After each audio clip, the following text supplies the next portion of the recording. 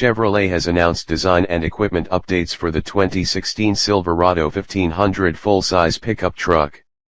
Introduced in 2013, the revised Silverado 1500 will get some cosmetic tweaks as well as equipment upgrades for the 2016 model year. The bolder look is due to the redesigned light units, which now include LED daytime running lights and LED fog lights.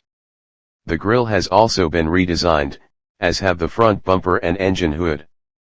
New front-end designs with bold horizontal elements, sculpted hoods and dramatic lighting reflect the strength and refinement that have helped make Silverado the fastest-growing full-size pickup brand this year, said Sander Pisser, marketing director for Chevy Trucks.